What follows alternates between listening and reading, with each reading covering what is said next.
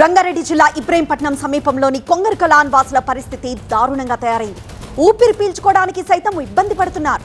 కళ్ల మంటలు, శ్వాసకోశ సమస్యలతో హాస్పిటల్ బెడ్ ఎక్కుతున్నారు. ఇంతకీ కారణం ఏంటనుకుంటున్నారా? ఫస్ట్ విజువల్ చూడండి. మంచు దుప్పటి కప్పిన ఊటీ కూల్ గా ఉండే కులు మనాలిలా కనిపిస్తోంది కదా. కానీ ఇది మంచు అస్సలే కాదు. కులు మనాలి అంతకన్నా కాదు. ఇది కొంగర్కలాన్ డంపింగ్ యార్డ్. ఈ డంపింగ్ యార్డ్ లో పేరుకుపోయిన వ్యర్థాలకు నిప్పు పెట్టడం వల్ల కిలోమీటర్ల కొద్దీ ఇలా పొగమంచు వ్యాపిస్తోంది. రోడ్లు కనబడట్లేదు. ఆఖరికి ఇళ్లని సైతం కప్పేయడంతో కొంగర్కలాన్ వాసులు నరకం చూస్తున్నారు. 10 రోజులుగా తీవ్ర ఇబ్బందులు పడుతున్నారు. కళ్ల మంటలు, ఊపిరితిత్తుల సమస్యలతో ఆసుపత్రులు పాలవుతున్నారు.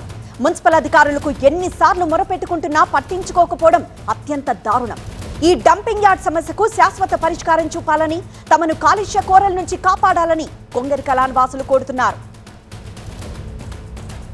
ఇప్పుడు ఎగ్జాక్ట్లీ కొంగర్కలాన్ కేన్స్ బ్యాక్ సైడ్ నుంచి వస్తున్న పొగ చూడండి. కొద్దిగా ఎంత విపరీతమైన పెద్దగా వస్తుంది పొగ చూడండి. విలేజ్ చూడండి. విలేజ్ అస్సలు కనిపించట్లేదు చూడండి. ఇక్కడ కాదండి, పోచారం వరకు వెళ్తుంది విలేజ్. ఈ పొగ కొంగర మొత్తము ప్లస్ పోచారము వరకు వెళ్తుంది. దగ్గర ఆల్మోస్ట్ ఫారెస్ట్ గిరెస్ట్ అంతా. ఇప్పుడు విలేజ్ చూడండి ఎంత ఘోరమైన పరిస్థితిలో ఉంది. ఈ పొగ చాలా డేంజర్ అండి. దయచేసి ప్రతి ఒక్కరూ దీని గురించి ఇమీడియట్లీ డంపింగ్ యార్డ్ ఇక్కడ నుంచి షిఫ్ట్ చేసి విధం వరకు అందరూ ప్రతి ఒక్కరు పోరాడి పనిచేయాలని చెప్పేసి ప్రతి ఒక్కరికి. మరింత సమాచారం మా ప్రతినిధి యలేందర్ లైవ్ ద్వారా అందిస్తారు. యలేందర్, ఈ కొంగర్కలాన్ లో పరిస్థితి అధికారుల దృష్టిలో ఉందా? అధికారులు ఎందుకు స్పందించట్లేదు? రైట్, ఈ కొంగర్కలాన్ డంపింగ్ యార్డ్ పరిస్థితికి సంబంధించి అధికారుల దృష్టిలో ఉన్నప్పటికీ కూడా వాళ్ళు దీనికి సంబంధించి నిర్వహిస్తున్నటువంటి కాంట్రాక్టర్లు శాస్త్రీయంగా నిర్వహించకపోవడం వల్లే ఈ ప్రధానంగా ఈ సమస్య వస్తుంది. దాంతో పాటుగా ఇక్కడ ఇలాంటి జనావాసాల మధ్యలో ఇలాంటి డంపింగ్ యార్డ్ నిర్వహించడం వల్ల పెద్ద ఎత్తున ఇలాంటి సమస్యలు వస్తున్నాయనేది స్థానికులు డిమాండ్ చేస్తున్నారు. కానీ అధికారులు కొంతవరకు దీనిపైన యాక్షన్ తీసుకోకపోవడానికి కారణాలు ఇటు రాజకీయ ఒత్తిళ్లు కావచ్చు, అదేవిధంగా మున్సిపాలిటీల వద్ద పెద్ద ఎత్తున ఈ నిధులకు సంబంధించినటువంటి విషయం కావచ్చు, అదేవిధంగా అక్కడ నుంచి డంపింగ్ యార్డ్ని తరలించే అంశానికి సంబంధించి కూడా గవర్నమెంట్ స్థాయిలో నిర్ణయం తీసుకోవాల్సి ఉంటుంది. దాంతో పాటుగా ఒక డంపింగ్ యార్డ్ను వేరే దగ్గరికి షిఫ్ట్ చేయాలంటే ఇప్పటికే నగర వ్యాప్తంగా ఒక డంపింగ్ యార్డ్ ఉంది. అది జవహర్ నగర్ పెద్ద ఎత్తున ఉన్నటువంటి డంపింగ్ యార్డ్. ఆ స్థాయిలో అక్కడ ఉన్నటువంటి చుట్టుపక్కల ప్రాంతాల వారు కావచ్చు, అక్కడ ఉన్నటువంటి భూగర్భ జలాలు పడుతున్నటువంటి ఇబ్బందులు ఏవైతే ఉన్నాయో, కలుషితమవుతున్నటువంటి పరిస్థితులు ఏవైతే ఉన్నాయో ఆ ప్రభావం మా ప్రాంతానికి కూడా వస్తే అవకాశం ఉంటుందనేది అక్కడ నుంచి డంపింగ్ యార్డ్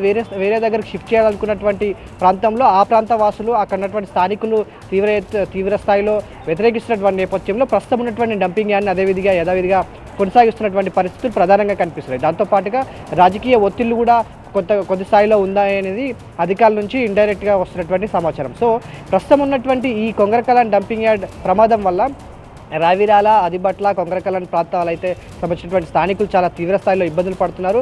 ప్రస్తుతానికైతే పరిస్థితి అక్కడ ఆందోళనకరంగానే ఉంది. ఒకవైపు ఎండలు మండుతున్నట్టు పరిస్థితి, అంటే వాతావరణ పరిస్థితులు మారుతున్నప్పటికీ కూడా ఉదయం కంటే కూడా రాత్రి సమయాల్లో, అదేవిధంగా తెల్లవారుజాములో వచ్చేటువంటి పొగ వల్ల చాలా ఇబ్బందులు పడుతున్నారు. పడుకున్న వాళ్ళు లేచే స్థాయికి ఆ పొగ ఇబ్బందులు పెడుతుంది. ఇంట్లో ఉన్నటువంటి వాళ్ళందరూ కూడా తీవ్ర స్థాయిలో ఇబ్బందులు పడుతున్నారు అనేది స్థానికులు ప్రధానంగా సమస్యను చెప్తున్నారు. అక్కడ నుంచి ఆ డంపింగ్ యార్డ్ను వీలైనంత త్వరగా తరలించాలి, లేదనుకుంటే శాస్త్రీయ పద్ధతిలో ఆ డంపింగ్ యార్డ్ నిర్వహణ జరగాలి అనేది స్థానికులు పెద్ద ఎత్తున డిమాండ్ చేస్తున్నారు. సో దీనికి సంబంధించి అయితే డంపింగ్ యార్డ్ని తరలించాలి, లేకపోతే శాస్త్రీయంగా వాటిని నిర్వహించే స్థాయి పరిస్థితి తీసుకురావాలి తప్ప మరొక అవకాశం లేకపోలేదు అనేది స్థానికంగా ఉన్నటువంటి అధికారులు అయితే చెప్తున్నటువంటి పాట. దీనికి సంబంధించి ఇటు గవర్నమెంట్ స్థాయిలో, మున్సిపల్ డిపార్ట్మెంట్ స్థాయిలో కూడా చర్చ జరగాల్సి ఉంది, నిర్ణయం తీసుకోవాల్సి ఉంది. దానికి సంబంధించి స్థానికంగా ఉన్నటువంటి అధికారులు కావచ్చు, వాళ్ళు ఏం చేయలేని పరిస్థితుల్లో అప్పటికప్పుడు ఆ వేస్ట్ చెత్తను ఎప్పటికప్పుడు కాల్ చేస్తున్నటువంటి పరిస్థితులు అయితే ఇక్కడ లోకల్గా కనిపిస్తున్నాయి.